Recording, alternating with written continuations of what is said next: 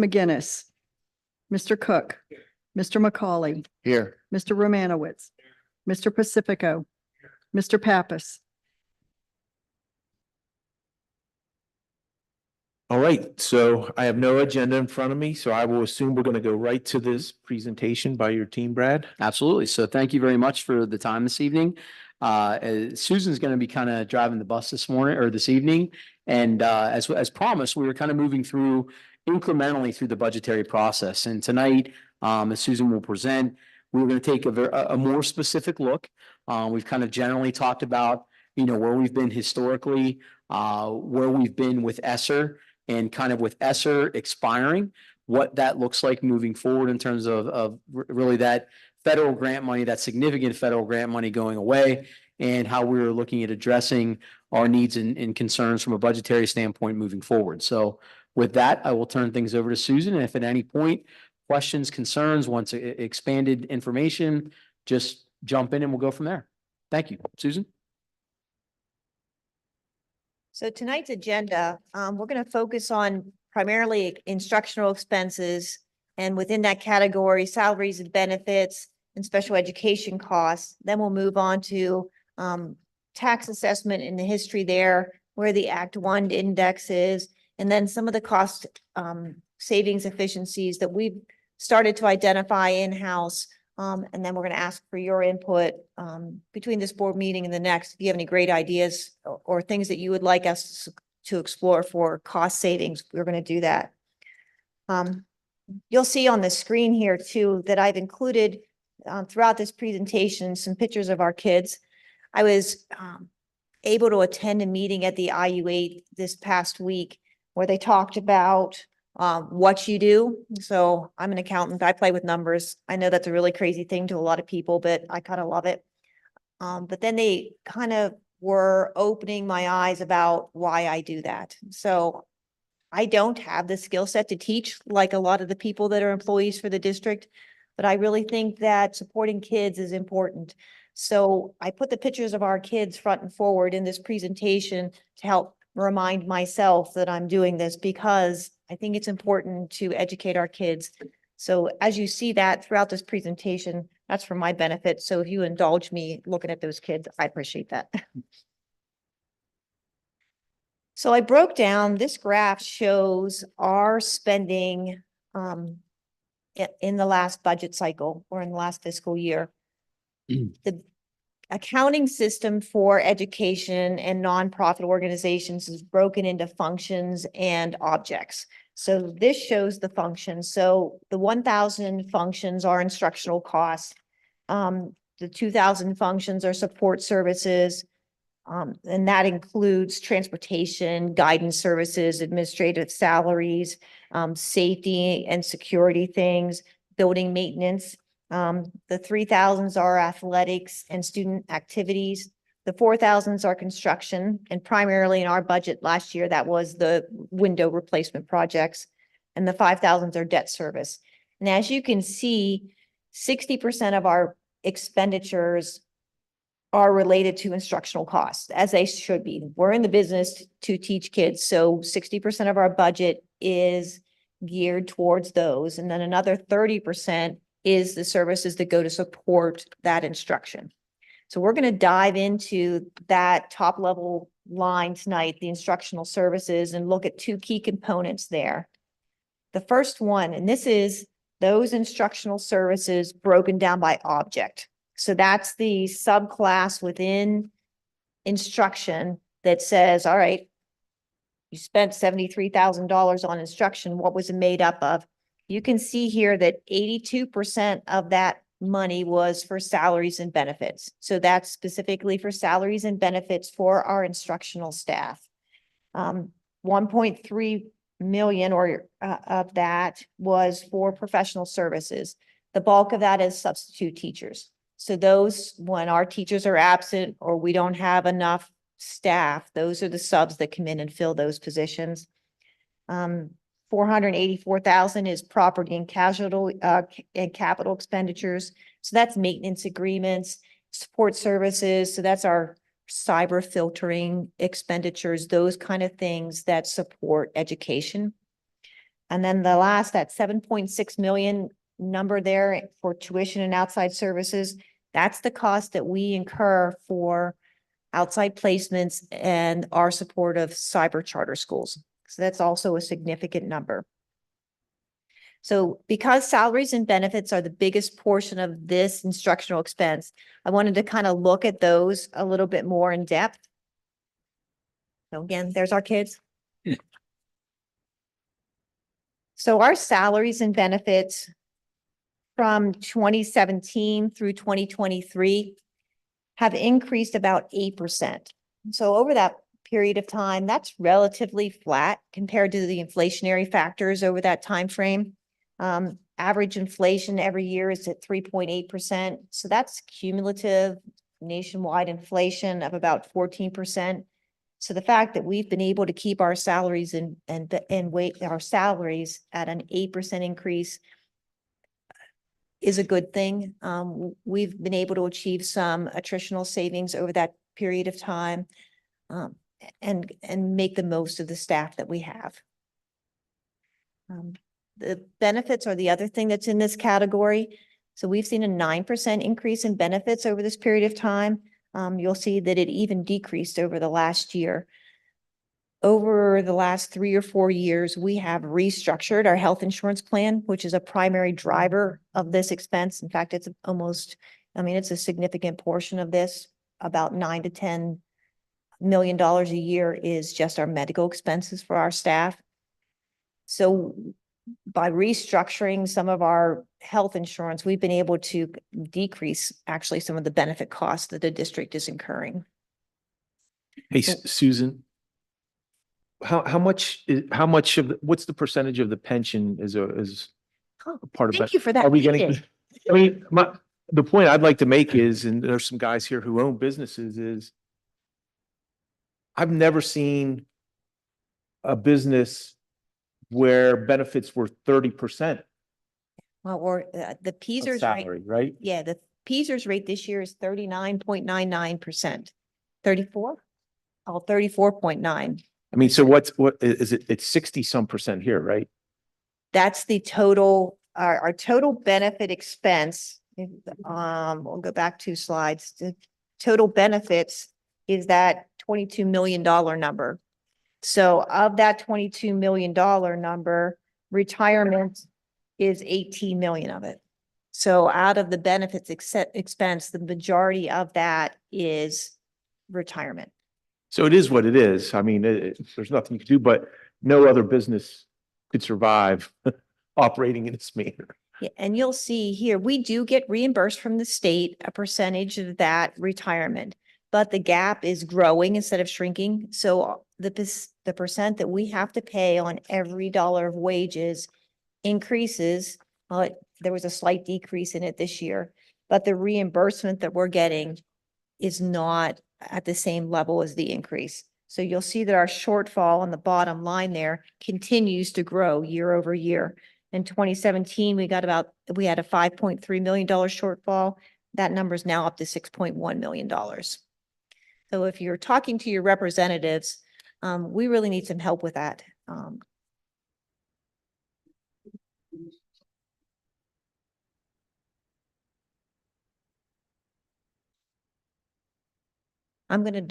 I can give you my answer, but Camilla's probably much more eloquent in giving that she lived it.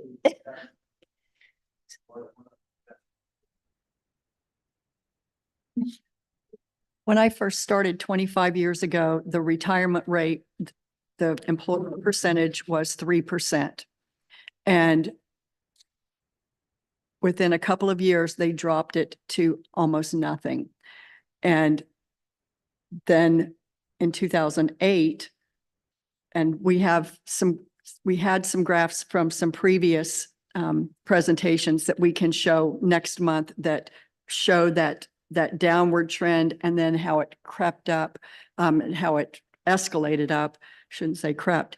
In 2008, the investments lost a lot of money, and they started increasing our percentages from 5 to 8 to 11 to 13 every year. And they said once we would get around 40%, it would start to level off, and then start going down.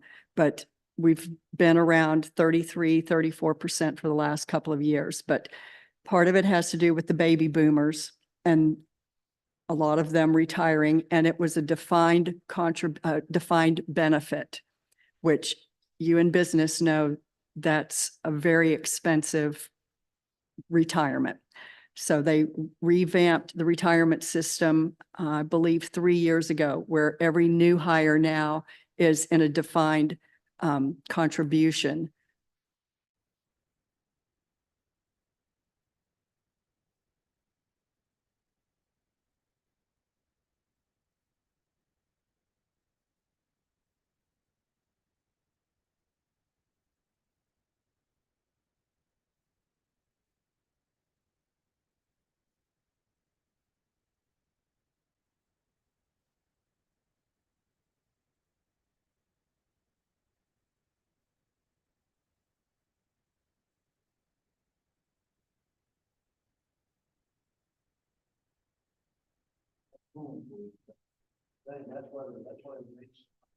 Yeah.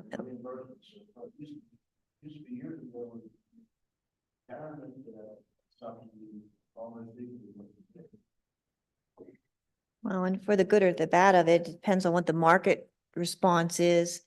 They've changed it from a defined benefit plan to a defined contribution plan.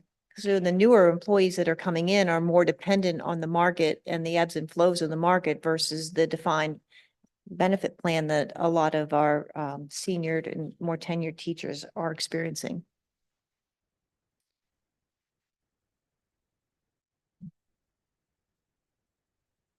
So this next slide too then compares where we are with our salary and benefits to other members in our cohort. So, and I apologize for the quality of this screen. We pulled this off of Forecast 5, which is some analytical software that we use. And I'm not able to expand or increase sizes on the graph, but the average salary and benefit spend as a percentage of total budget in our cohort is about 50.88%. So the Alton Area School District spends 53.37% of our budget on salaries and benefits for our instructional staff. The average salary and benefit per student is $9,244 in our cohort. Now Altoona's is coming out less than that at $7,955. The reason behind that is because our total expenditures are less than our cohort. So even though, and this cohort's based on student enrollment, so even though our enrollment is the same, our overall spend is less than everybody else. Therefore, our spend per student is lower than everybody else. But it shows that as a percentage of budget, we are paying our staff well and using that money to go where it needs to be for our teachers. The other large component of that 1,000 function code is special education costs. So that was the other focus we wanted to do today. Here's a graph that this one kind of blew me away. So the red line on the top is the Alton Area School District special education enrollment. The green line on the very bottom is the special education enrollment in our region, so in our IU. And then the light blue line in the middle is the special education percentage of population throughout the state. So we are considerably higher as a percentage of enrollment with our special education students. So almost to 30,000 or 30%. And then the blue and the orange and the green color codings of those bar graphs show the different categories of students. So you can see too that the orange line at the bottom is starting to increase, which says that our category 2 students, which are more expensive to instruct compared to the category 1 students, is increasing as we move forward as well. This kind of breaks it down just a little bit further. Now, these counts are from December 2021, which is the only information that was available on the PDE site. And it shows our special ed enrollment at 1,638. That number is now closer to 2,000 students. In 22-23, it was at 1,803. So we're climbing at a fairly substantial rate. And much higher than the other people in our cohort.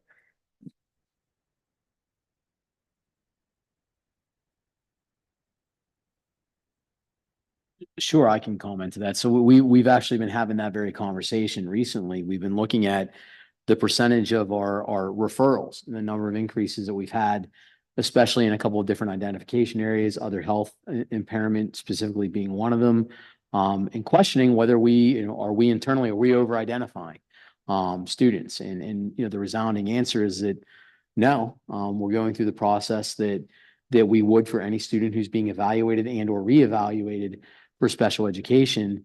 We're just continuing to find that in part of our conversations that more and more kids are coming into kindergarten and coming into school with significant skill deficits. And we are not catching them up by the time that they are completing kindergarten or first grade and moving into some of the upper primary grades. Despite having a very robust early childhood program and very good relationships with a lot of the folks that are working in early childhood in the community, we are finding that more and more and more students are coming into kindergarten, those vital primary years, way, way, way behind. We have classes full of non-readers. Not going to any preschool at all, and not going to early childhood. We would say about 50% of our kids coming in are going to early intervention. They're going either to Lex-R program, or they're going to daycare, they're going to something structural, whereas about 50% are not. So, obviously when you have 50% of our kids who've experienced no preschool education, not only are they coming in with deficits in aptitude, they're coming in with deficits in behavior and socialization and other pieces that lead to continued struggles in the early years.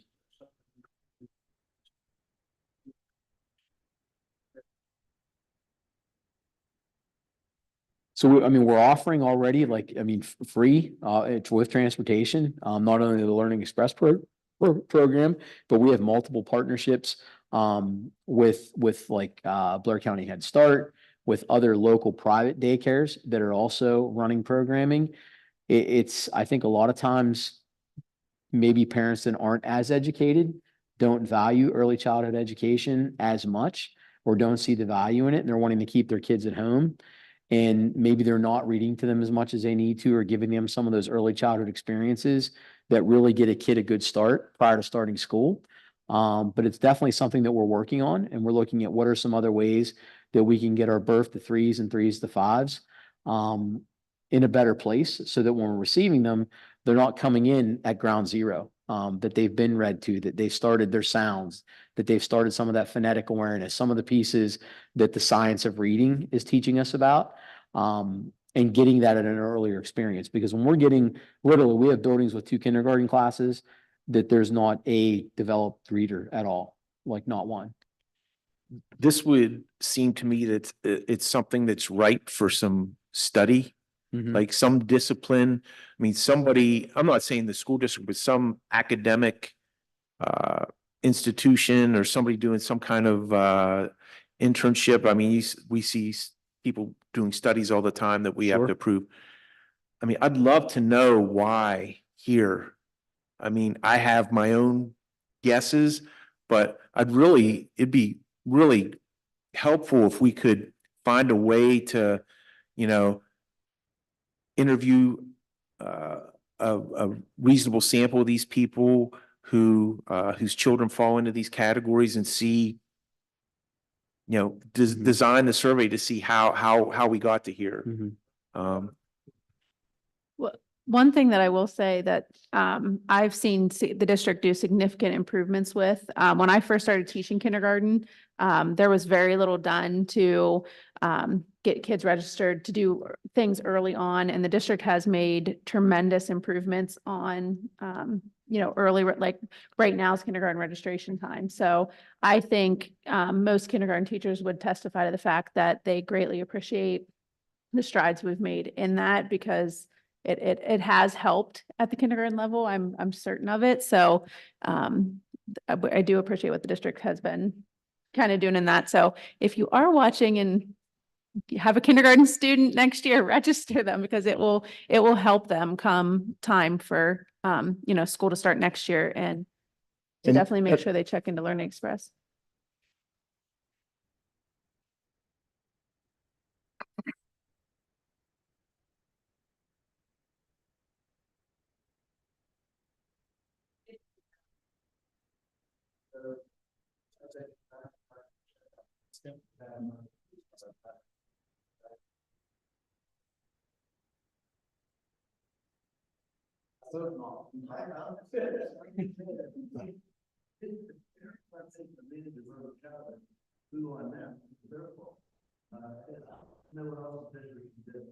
And it's not just a district. I mean, there's pre-K counts programs out there. There's, like I said, there's stuff through Head Start. There's the Lex program that we offer. The number of quality programs that are out there privately and independently. We do a kinder camp, like a couple weeks before kids start kindergarten, and try to acclimate them to kindergarten, do assessments to see where our needs are. Do kind of a screener to see what kids are coming in, what they're not coming in with, so that we can address those. And obviously, we're looking at all of the variety of interventions and curriculum opportunities that we have to address those as early as we can. So it is. I mean, we spent probably a couple hours in the last 2 weeks. I mean, looking at the very question I had, why are we identifying so many more students? Like, our numbers are continuing to increase. If that trend continues, like it's a dangerous thing moving forward. But obviously, we want to individualize as much as we can. But what are we, we talked about tiers of education. So you got to look at not just behaviorally, but also academically, what is 100% of the kids giving? What are we universally giving every kid? And then maybe a tier 2 is, let's say, 5% of our kids that need that next level of intervention, both academically and behaviorally. And then really that top 1%, the problem is I think Michelle calls it an inverted triangle. We have a lot of kids. We have more kids that should be that are in that 1%. Our percentage is maybe 10 or 20% that need a tier 3 level of intervention. That are just coming in at a very young age. So how do we identify that early, and then put some interventions in place that can help prevent us from getting the kids that are in upper primary and lower intermediate that are so far behind.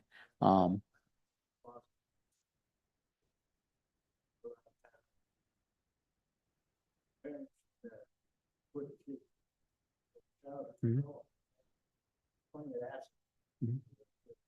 There, and probably three. Well, we give books to families, and is there any recognition in this in state funding? I mean, if there's a spread between, I mean, it would, we talk about getting money to poorer school districts, which I would say we would rank up there. But just to see the disparity between us and other school districts, there should be some recognition of that in how the state allocates funding. And if there isn't, then we need to start having that conversation with politicians. special education is the largest of the unfunded mandates. It is the most significant dollar wise. So it's our job to start screening. Right? Parents better look in the mirror and look at those little kids that are there. What's gonna happen to them in a few years? I think it's important too, like just even for everybody on the board and just anybody in the community that is watching. I mean, the Learning Express is a free program that people can send their children to with certified teachers that could teach them in any level. So if you do know people that I think that's a good thing for the community to know, is the Learning Express is offered. So board members, if you haven't gone and seen it, I think it would be a beneficial thing for you, because it does set the kids up for success entering kindergarten, which I think would be beneficial. And most of the daycares that we work with are organizations that take aid students. So if they qualify, which a lot of them do, they're going to those for little or no cost as well.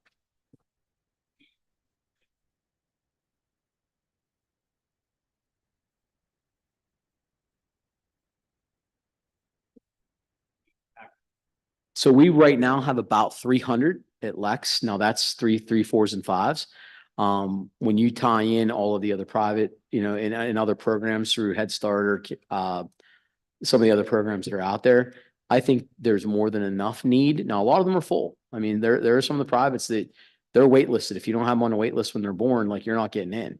But I think, we would look at lower income. Yeah. I mean, the lower income places, I think Haley, can you kind of speak to that in terms of numbers and what availability is? I mean, I think it's available. I know we've grown our numbers and still have room for expansion.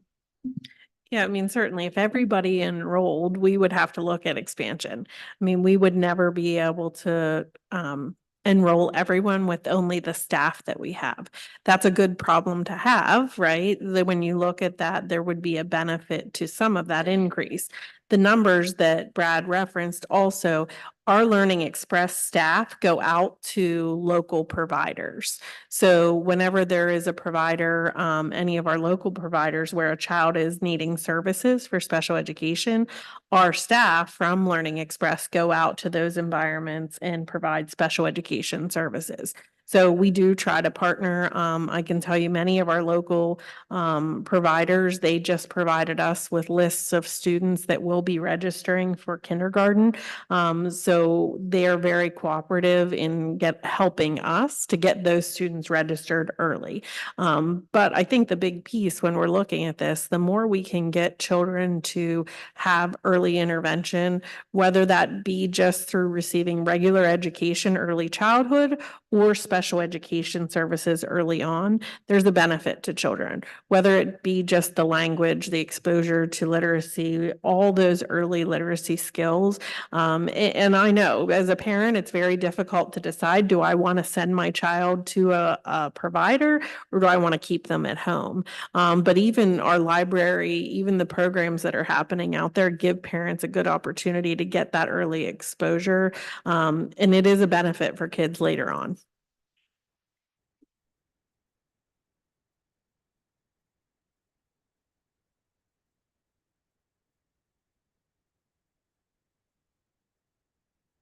There's other factors that contribute to increases. I mean, COVID's played a role, and I'm not one to blame things on COVID. I think we do that way too much. But that did play a factor, played a role, in people not wanting to send their kids out. We did see a part of that. We had a pretty significant decrease, and we worked very hard to get our numbers back up. But obviously, I think you can't underestimate the early years when it comes to reading development, language development, and that ties into your math, your science, and your social studies. That early literacy development is critical, and that plays a major role in the increase in identification that we have, but it's not the sole reason. And we're looking at some other pieces for how we can grab kids earlier and make sure that we're doing what we can do to help prevent them from getting to the point where they are evaluated. Our child study team process where we, it's an early identification process. We start providing interventions like almost immediately when kids are enrolled in kindergarten, starting all the way up through identifying what their skill deficits are and addressing those. So it starts there, but that's not the be all end all. I mean, we have kids in junior high and high school that are being evaluated for the first time. So how did, when we question all the time, how did the kid get to 7th, 8th grade and have a deficit that significant, but we're just now identifying it.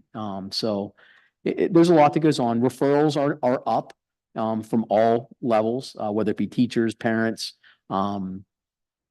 outside agencies that are working with kids. The numbers of referrals are up, which means our numbers of evaluations are way up, and our numbers of reevaluations are definitely way up. So kids are being evaluated more and more. Less kids are being exited from special education services. So again, our numbers are huge. And what we talked about tonight, what's your number one expense? It's personnel. And in order to meet the needs of these kids, that your number one expense is personnel. It's not programming, it's not devices, it's personnel. It's having enough adequate trained staff to be able to meet the needs of the kids that we have. I mean, we're staring at an autistic population that may require another classroom in elementary because our maxes have already been met. You know, we need to find classroom space. We're going to need to find and train an instructor because our number of our autistic kids self-contained is significantly increased as well. So we're not that far away on state averages other than other health impairment. Our numbers there are significantly higher. Sorry, Sue. No, that's exactly why we do these, so to Mhm. generate those kind of discussions. So that was perfect. One of the things that in my opinion too, that the Altoona School District has done well is we've developed some internal programs. So a lot of school districts that have to do placements and facilities to meet the needs of those special needs kids, we've been able to pool a lot of those kids and provide those in-house instead of doing placements. And I think that graph on the right-hand side of this slide shows that our cost per student is lower because we're able to do that in-house instead of having to pay for placements to put those kids in the community. But we truly do have a full continuum of programming for our students from the time that they're in pre-K all the way through graduation. And we have exceptions that require an outplacement. But when it comes to your high needs populations, your multi-disabled, your self-contained life skills, autistic support, emotional support students, we have an amazing staff that does that internally. The challenge is you're so limited on your populations. You know, an autistic support classroom can only have 8 kids. You know, we at times may have 6 adults in that classroom supporting 8 students with aides and nurses and the teacher and other pairs and other professionals. So it becomes very challenging. And then to find qualified trained people is also very challenging. So Michelle and her staff do an excellent job of monitoring those numbers, trying to equalize, you know, what our age range can be, and finding, you know, ways to get kids as much as they can in their least restrictive environment so that they're not a full-time or supplemental student, that they're out in the regular ed environment as much as possible that meets their needs. So, and Brad referred to this next slide earlier in his conversation, that special education is the largest unfunded mandate in our budget. So you can see the gray bar in this graph represents the special education revenue we receive. The orange bar is the special ed expenditures that we incur every year. The chart below shows the shortfall that we're experiencing. Our revenue number kind of peaked in 2019 and has subsequently dropped off year over year to where our shortfall is now pretty close to $10 million between the difference between revenue and expenditures and special needs costs. They weren't there. What would, how much would you say? We could have the mandates were fine. Mhm. But we break, you know, Well, yeah, so there's $9 million here, and I think we showed $9 million in Peaser's cost. So right there is $18 million that, you know, we'd be way ahead of the ballgame. Right, exactly. Mhm.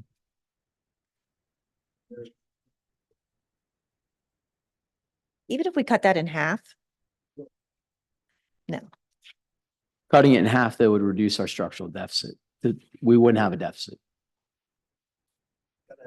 We can hold out. We can keep the pressure on. Mhm. I'm getting ready to transition into tax assessment, which focuses on our real estate values within our school district. Do we have any other questions on instructional expenditures before I move forward? There's just some great pictures of our community. That helps us remember, you know, we're part of the community. And even though we've got unfunded mandates and our special education population is about 30% of ours, that means we're supporting not just those kids, but the families that are behind those kids too. So it's helpful in my mind to remember that. This slide steps through a whole lot of numbers. And it shows our real estate assessment trends from 2017 through today, through the numbers that we just received in actually early March. So 2017 is when the county did a countywide reassessment. So that value of $3.3 billion was what was the reassessed value in 2017. Now then the decline in assessed value between there and the low point in 2020. Some of that can be attributed to normal leveling that happens after reassessment. It's to be expected. You know, some of the properties were appraised too high. People protested that assessed value. It came down naturally. So some of those trends in the 3 years following 2017 is somewhat normal. Where we ran into some problems is in 2020, our level bottomed out. That was when the Logan Valley Mall started to protest its assessment, and it went from a high at one point of $70 million to it's down about $20 million right at the minute. That malls across the state of Pennsylvania and across the nation are just losing value dramatically. So you can see that our commercial value went from $953 million in 2017, and it's down to now $895 million. We've seen a similar decline in industrial property values, that they have also declined as businesses have closed. There is positive in this. You can see that even though the assessed value on vacant land has decreased, we are seeing an increase in residential property values, which means that people are building on vacant lots. So our residential structure is growing. The same can be said in the agricultural area, that it is growing. So people are developing and improving farms and agricultural areas throughout the school district. So even though we've seen a fairly significant decline in our real estate assessment, there's positive and negatives to be had here. The problem is, and if we look at the next slide,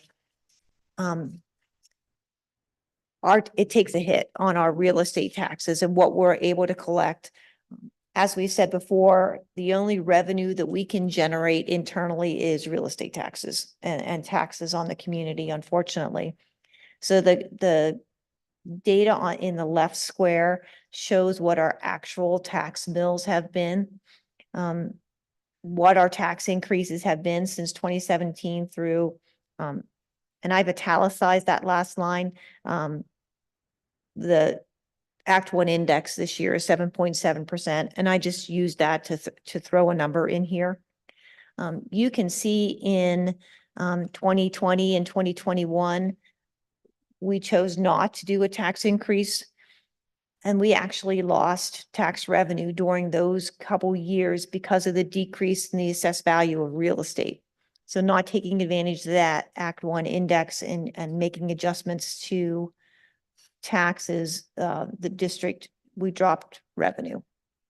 So we've pulled that back up through 23-24, and that's our gross revenue before any adjustment for collection rates and those types of things. The box on the right-hand side shows the what if. So that shows the range in that third column over the Act 1 index. So the Act 1 index is what the state establishes for those people that may not be familiar with it. Every year, the state tells us what we're allowed to raise taxes. We're not allowed to increase taxes over percentage that's any higher than the Act 1 index. The only exception to that, it's called referendum exceptions. So if we have expenditures in two specific areas, either special education or an increase in our PSERS expenses, we can increase beyond the Act 1 index to an amount equal to the change in costs year over year. So we took advantage. Did that make any sense?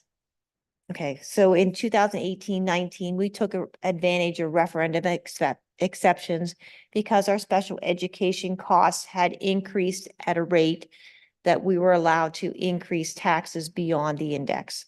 So in that year, we had a 7.65% tax increase to help us fund our special education costs in addition to the regular Act 1 index that we increased. So back over to that other box on the right-hand side.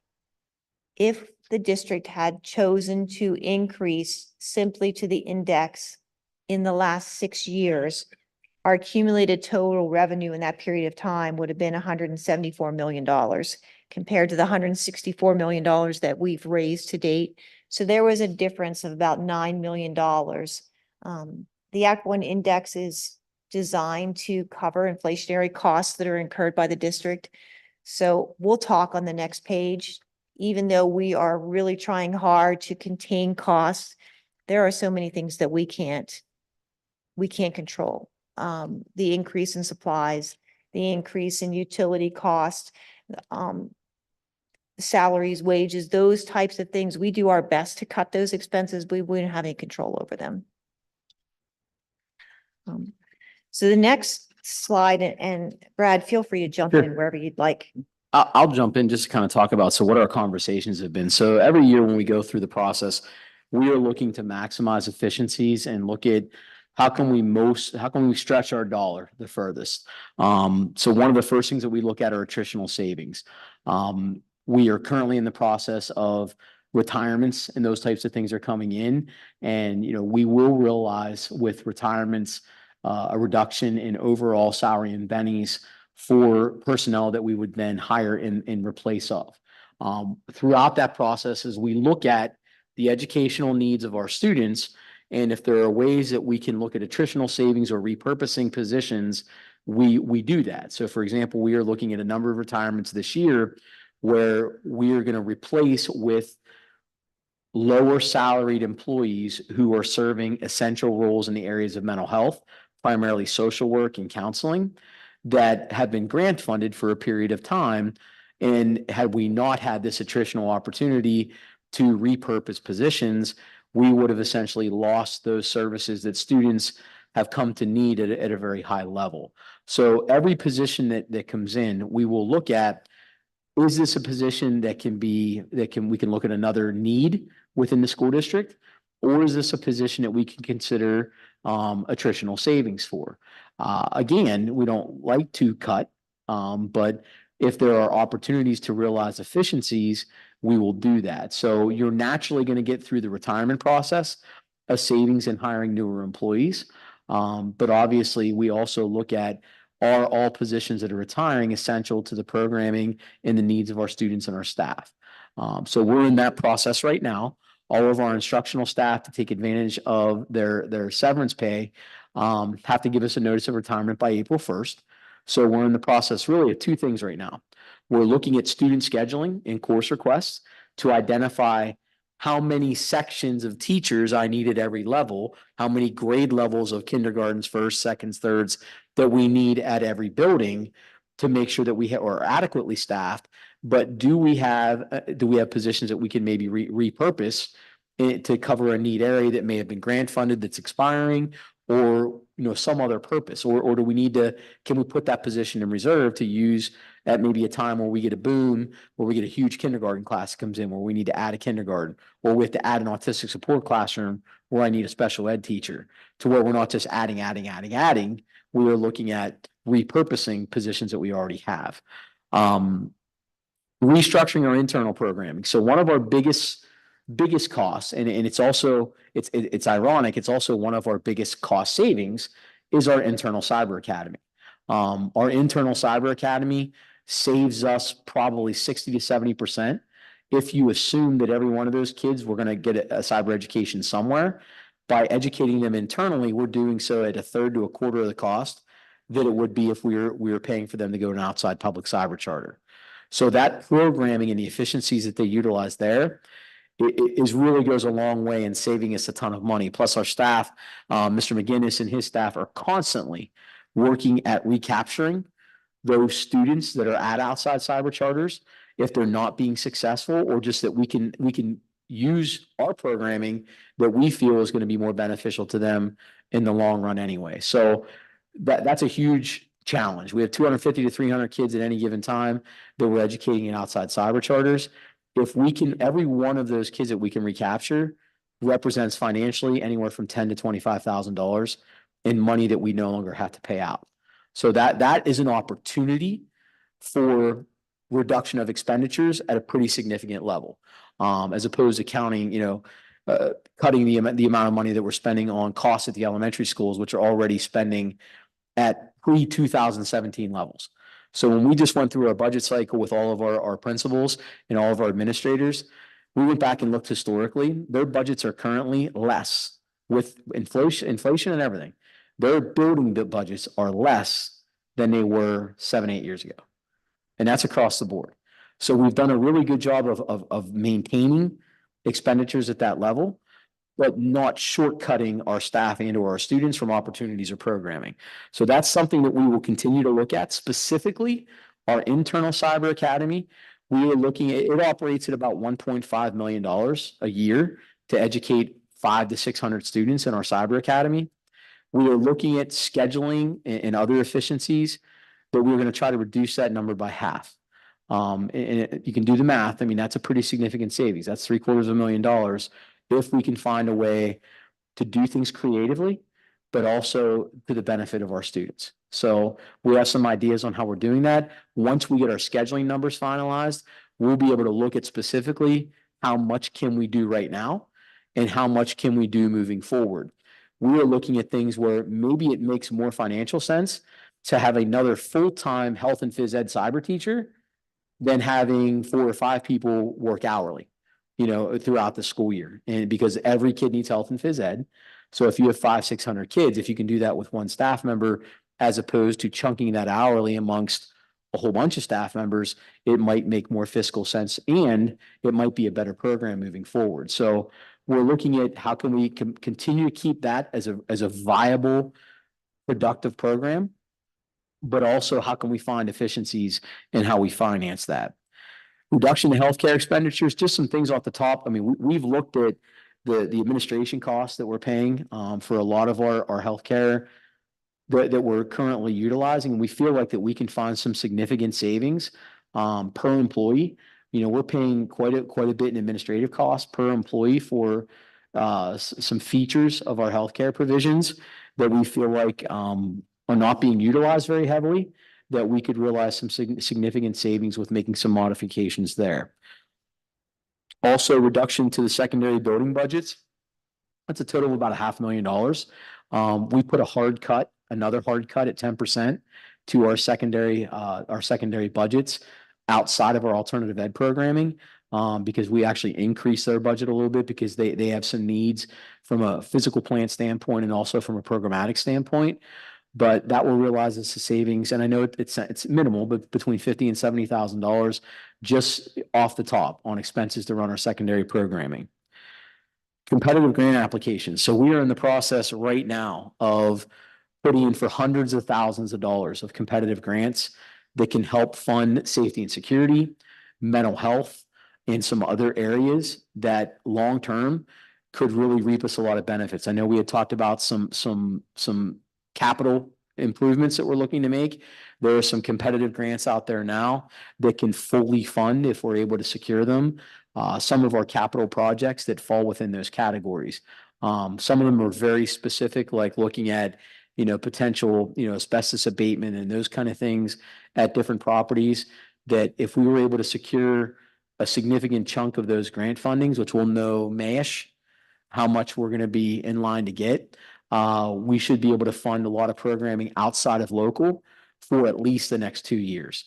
And again, it's adding and sustaining essential programming, mental health programming, counseling programming, especially for our elementary students, trying to do more preventative care for kids as opposed to doing reactive care once they're getting into junior high school and high school. So we feel really strongly about our abilities to be able to secure those grants.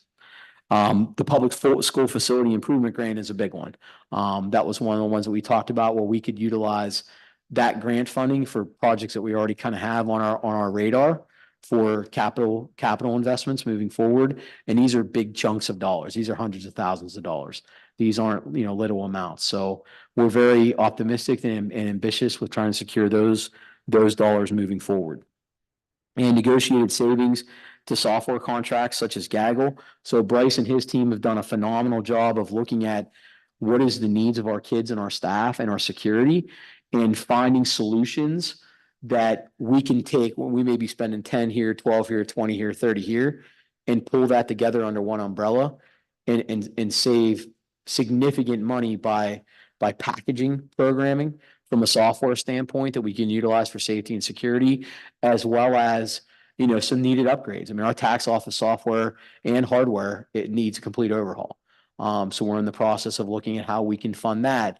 We're in the process of looking at software and computer replacement, computer replacement cycles throughout our elementary, junior high school and high school programming. How can we most efficiently fund that?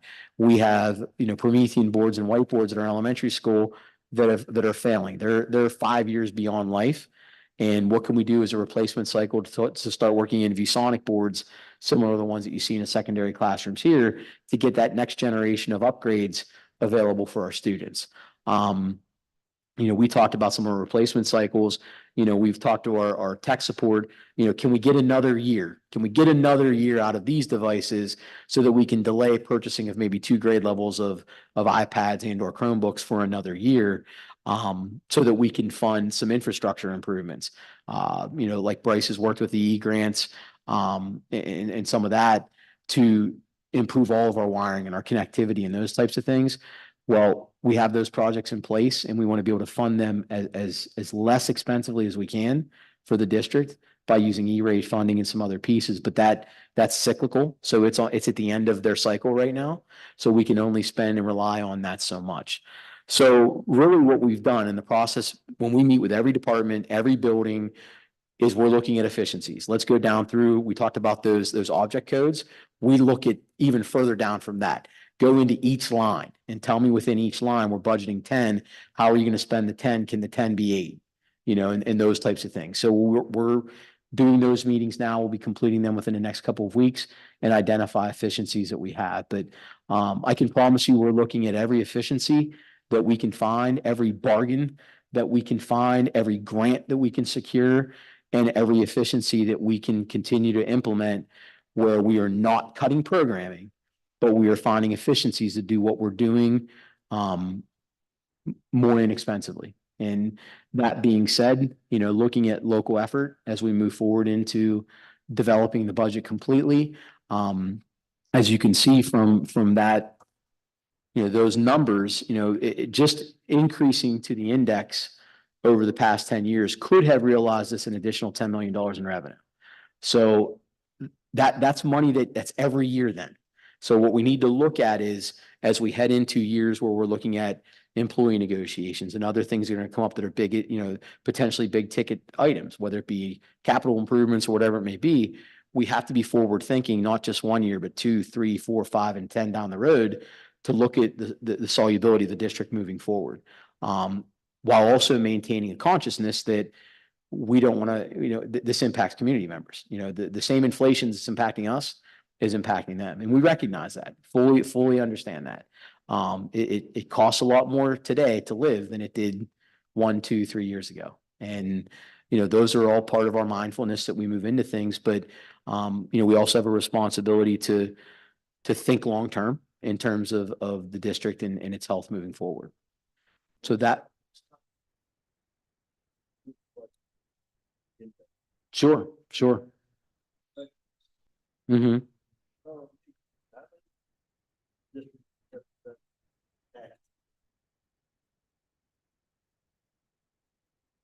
Not all of them go to the index, but what they have discovered is coming out of the tunnel, looking at this point of money that was lost where they didn't do tax increases. But I would say that the trend in the last few years is getting closer to the index, and you're getting to that financial cliff where those monies from ESSERS and federal government doesn't exist, and we're going to see alterations and curtailments of programs that were funded. And so I think you're going to see more and more districts in the ensuing years getting closer to the index when they didn't do it before. And everybody doesn't like taxes, but the bottom line is you're letting money on the table, as Brad noted. You can't go to the index every year. That's just not good sound practice. But I would say, and I used to be the director of audit follow-up for Department of Public Welfare, way back in the day. It wasn't a fun job for me, But looking at financial forecasting, I believe schools are going to have to increase taxes more and more over the next several years and getting closer to the index, because that's allowing you to capture more revenue where you're not having it from other outside sources, because you're going to have to fall back. And probably the biggest one, I agree, is the special education funding. I mean, then that and cyber. I mean, $10 million a year. I mean, we've raised that issue here before. That is a travesty of maximum proportion from the governor to all the legislatures, not realizing that that's a significant cost that comes back, that is a big drain on your budgets. I mean, $10 million is a lot to look for. I mean, so you could have 5 to 10 retirements and it just gets sucked into the vortex of your special ed costs in a heartbeat. So there really isn't true attritional savings. It's just your budget sucking it up to a different part. But to answer your question, Mr. Francis, I see more schools doing more tax increases in the last 2 years. And I believe you're going to see it in the next 3 as well.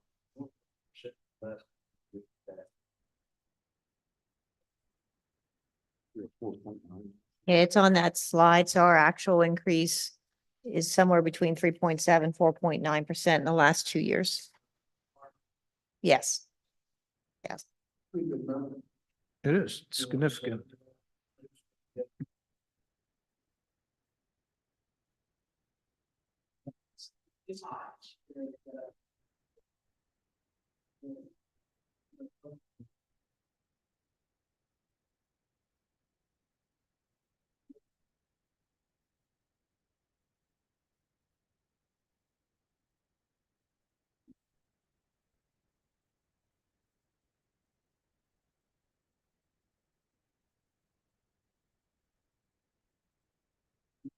Factors that are beyond our control. I mean, you look at the Fed, you look at interest rates, and you look at just all of the different pieces that are out there that play a role in our operational costs that are at the federal level or that are at the governmental level. I will say from a good standpoint, Governor Shapiro is promising increases to state educational funding. He's claiming that is priority kind of moving forward. It's a matter of what gets passed and when it gets passed. I mean, obviously this year we lamented without a budget for how long? I mean, we were into the fall until we had a budget pass. So we're hoping that it is a significant commitment, as we talked about in some of our communications. I'm sure there'll be some jockeying on both sides for I want to get what I want in order to vote for a budget. So, there could be some pieces that harm public education, and there could be some that help public education as we kind of move forward. It will depend on finding some middle ground. And we're hoping that common sense, as we said, prevails, and that we can get to investing into what is important, which, for us is obviously the educational piece.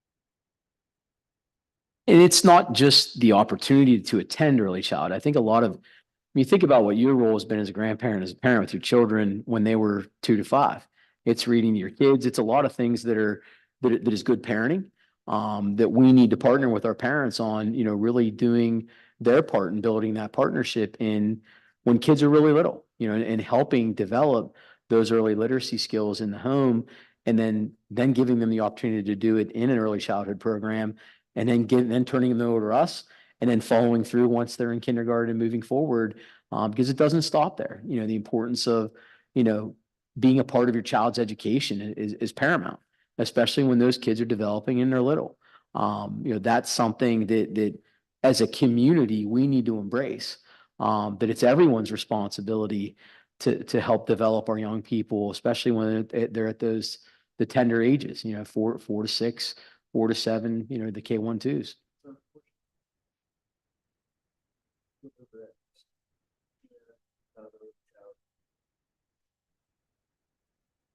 Well, Matt's always looking for an article, so I'm sure we can reach out to Matt and talk to him about, hey, we'd like to do something about early childhood programming as we're heading into kindergarten registration and, talking about not just registering your kids for school, but also the importance of being an active parent, and what that looks like in the home, and how we can help support parents.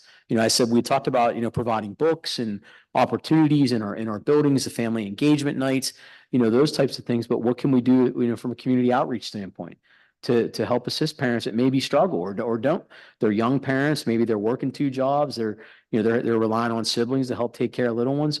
What can we do, to help with that process? And what role can the school district play in that? That's important.